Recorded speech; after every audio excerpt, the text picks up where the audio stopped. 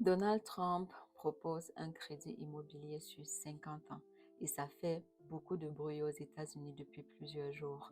Mais la vraie question c'est, est-ce une réelle solution pour les familles ou est-ce simplement une nouvelle façon pour certaines personnes de s'enrichir sur le dos des plus pauvres?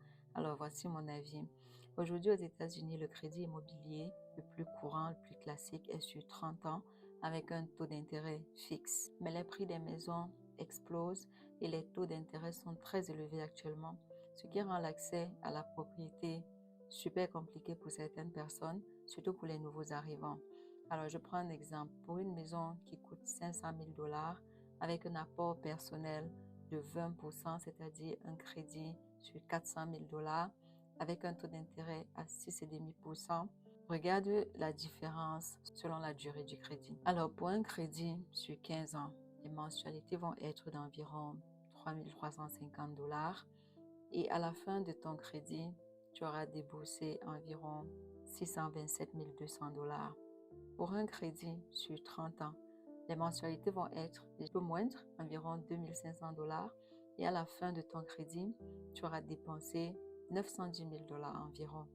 Mais pour un crédit immobilier sur 50 ans, les mensualités vont être d'environ 2 250 dollars et à la fin de ton crédit, tu auras remboursé 1 350 000 dollars. Donc, en résumé, le crédit sur 15 ans peut sembler plus élevé à cause des mensualités plus élevées, mais à la fin de ton crédit, tu auras payé peu d'intérêt. Avec un crédit immobilier sur 30 ans, les mensualités seront légèrement basses et à la fin, tu auras payé presque 2 fois le coût total de ta maison. Avec un crédit sur 50 ans, les mensualités semblent basses et pas tant que ça comparé à un crédit sur 30 ans, mais à la fin de ton crédit, tu as payé 3 fois le coût de ta maison.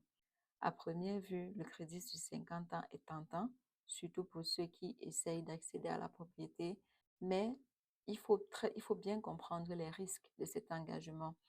Alors, le premier risque, c'est le coût énorme du crédit. Un crédit sur une plus longue durée, ça veut dire que tu payes beaucoup plus d'intérêts et à la fin, tu as payé 3 fois le coût de ta maison. Le deuxième risque, c'est l'accumulation lente du capital. En fait, dans les crédits immobiliers, les premières années, tu payes en majorité les intérêts, ce qui fait que tu ne construis pas d'equity pendant les premières années. Le troisième risque, c'est un endettement sur une longue durée. Il y a plusieurs personnes qui vont décéder même avant d'avoir payé complètement le solde de la maison. Et le quatrième risque,